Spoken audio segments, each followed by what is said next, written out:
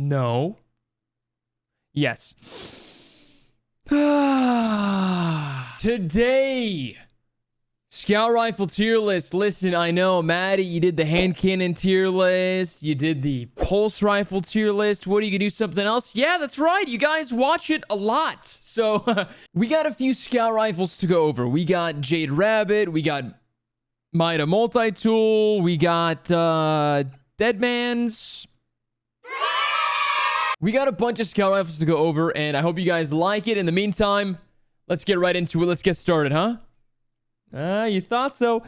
Jade Rabbit is a 150 RPM scout rifle that made a comeback in D2 from its famed drop back in Destiny 1. Its sleek look and fast RPM has made this an absolutely deadly choice to use when playing on those long-range maps such as Widow's Court and Fortress. Going into the primary kinetic slot and holding a cool 10 rounds in the magazine, this scout has to be one of my favorites, and for a few different reasons. Let's talk about what makes this scout rifle exotic and terrifying. The exotic perk, the Fate of All Fools, allows you to chain body shots to gain a bonus damage on your next precision shot, as well as returning ammo to your magazine. This alone is really nice, as for those that may have trouble hitting every precision shot, but a mixture of body shots with a few headshots, well, you're gonna do some serious work. Now, pairing this with Zen Moments, allowing for more stability, the more damage you do, and the flinch effect of high cal rounds,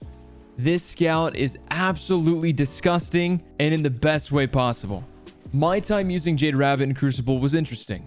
I really enjoyed using it again on those longer ranged maps, but didn't have too much of a problem using it on more up close maps like Javelin 4 or Endless. Much closer maps such as Anomaly, I just don't recommend using scouts, with some exceptions, but we'll go into that later. Jade Rabbit really excels in the long to medium range and has a very forgiving hitbox when aiming down sights. This allows you to pick off enemy targets from a healthy distance, chaining shot after shot, moving from enemy to enemy. Now, what game modes does Jade Rabbit really thrive in? Well, I'd say nearly everywhere. It's versatile enough to be played in 6v6 game modes such as maybe Iron Banner or maybe Control, as well as bringing it into more competitive arenas such as Elim and Trials in those 3v3 situations. Now, if you find yourself in a tight map where you don't have the leisure of sitting a bit further back to pick off those shots, then by all means switch off to something else, but I really did enjoy using it on most maps. Overall, with how hard this scout hits and how great it feels to use, I would put Jade Rabbit in the A tier category. Polaris Lance is another 150 RPM scout rifle that came way back in the Warmind expansion and took the podium for the most wanted scout rifle in the game. Polaris Lance works in an interesting way and is very good in both PvE and PvP. Now let's get into why this is such an interesting scout. To begin, it does hold 14 rounds in the mag and can work in the long range to medium range when using in PvP. Personally, maps like Widow's Court naturally make this scout rifle a pleasure to use due to all the long angles of attack. The intrinsic perk, the Perfect Fifth, is what makes this exotic truly nasty. Landing precision hits not only returns ammo back to the magazine, but when landing 4 precision hits, it allows that 5th shot to have a delayed solar explosion on impact. The 4 precision shots don't have to be in a certain allotted time frame, but if you can hit them back to back, then that 5th one will have the beautiful explosive round. What's great about this is that it works even better in PvP. When you're trying to take out a boss or even some powerful enemies, you can do so from a distance, landing those precision shots hit after hit and taking advantage of that 5th beautiful destruction shot of justice. Now, my time using Polaris Lance was a fun one and really enjoyable. It felt crisp to use and really nice when hitting those shots. I try not to focus too much on trying to get the perfect 5th to proc, but when it did, it really did come in clutch. Now, something I did want to bring up that can turn the scout into a superstar is going to be the catalyst. This allows you to have Dragonfly, which on precision kills creates an elemental damage explosion. The catalyst is a world random drop, so just keep playing it. Eventually you will get it. But just think about it. Explosive precision shots, and then on the 5th one you get another explosive shot. I mean, it's just deadly. It's awesome. Where can you use Polaris? Well, I would say it's very viable. You can use it in 6v6 game modes and 3v3 game modes alike. But just keep in mind that it's gonna do better in those longer ranged maps. Overall, to keep it short and sweet, Polaris Lance is a very solid scout rifle, and I would put it in the A category. Just the name of this scout rifle can either make you upset or, well, just really upset. Dead Man's Tale came out in the Season of the Chosen through a secret mission which unlocked the Presage quest, which is found in the Tangled Shore, to unlock this nasty rifle. It dropped at first with accurized rounds and a question mark, which let everyone know at a later date a harder version of the mission will be available to roll different version of this exotic, much like Hawkmoon. Now, when it first came out, it was truly overpowered. The aim assist for it was absolutely disgusting, and not to mention what happened when the catalyst dropped. With the catalyst, you are able to hip fire at a 160 RPM rate and have 0 fall off damage with an incredible amount of aim assist. Hitting heads was never easier. Pair this with Lion's Rampart to float up in the air to hit those nasty shots, or even an Empowering Rift, which will allow you to 2-tap with ease. It did end up getting a nerf to the overall aim assist, but it's still a nuisance today in Crucible.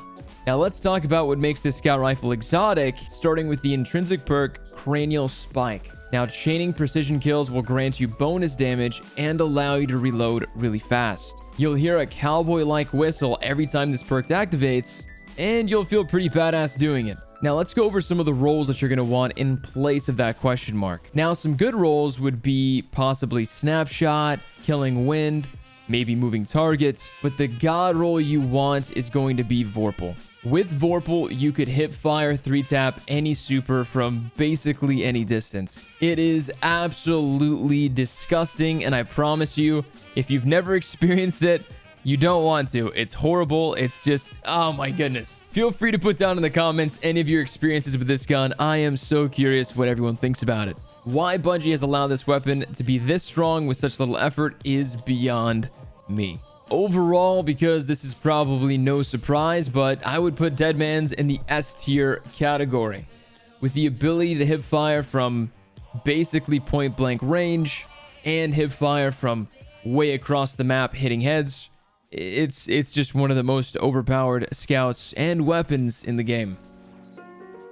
Yes, Skyburner's Oath. This is a 200 RPM scout rifle that slows down in rounds per minute when you aim down sights. This little fierce scout rifle is a lot of fun to use and can be really great in the right circumstances. Let's go over the intrinsic perk Slug Rifle. This scout rifle lobs large explosive seeking slugs when hip firing, and then when aiming down the sights, the slugs will travel faster and a bit straighter, dealing more damage, but with a slower rate of fire. Basically, when hip firing, you can shoot these target seeking slugs that have almost as much seeking power as a Stasis Warlock super with the same amount of flight time.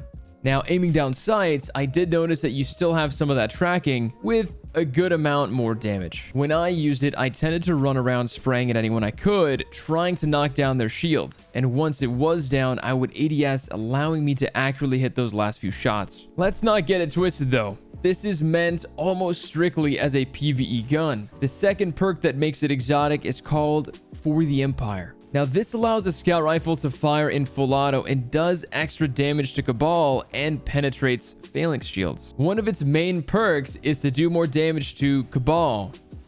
Yeah. In game, I recommend you to use this on Cabal mainly. And if you're feeling trollish, you can use this in PvP in game modes like Elim, Comp, 6v6s. I mean, generally all opponents in any PvP mode will be looking to leave a comment on your Steam profile if you happen to beat them down with Skyburners. Overall, guys, it's a bit tough, but in the current meta, thinking of both PvE and PvP, I have to put Skyburners in the D category. I'm sorry, guys, for those Skyburner mains out there. I salute ya, but it's just not that great in PvP, and it's really not that great in PvE either. Mida Multi-Tool is a Destiny 1 era scout rifle, which thankfully made a comeback, and man, do I love this thing. This is a 200 RPM scout rifle with a 20 zoom scope, allowing you to use it in long range to medium range encounters. Now, what makes this scout rifle exotic? Well, a few things. Let's start with the intrinsic perk called Mida Multi-Tool. I know, Basically, having this weapon equipped boosts your overall movement speed. Sounds like it's not that great, but you will feel a difference when using it. Another perk that made this scout great is called Mida Radar, which, much like Ace of Spades, allows you to see your radar even when aiming down sights when you have to hold these tight angles. Both of these perks with high cal makes this a really fast shooting, high flinching machine.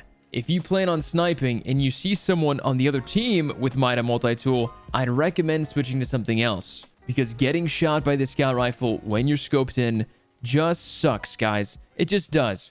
Just trust me on this. There is another weapon that pairs with Mida multi-tool called Mida mini tool, which is a 900 RPM submachine gun that allows you even more benefits, but I'm going to go into that in another video. When using Mida multi-tool, I noticed whoever I shot with it just didn't have a lot of time to see where they were getting shot from and be able to counter, let alone quickly find cover. With its low zoom and fast RPM, this scout is not only legendary, but an absolutely amazing choice. Where would Mida really shine? Well, guys, honestly, pretty much anywhere. Being that it's a scout rifle, it's always going to favor those longer range maps, but even in your medium range maps, Mida still shines. I had a lot of fun with it, and I think anyone who uses it will see what I mean. Overall, I'm going to put Mida multi-tool in the A tier category.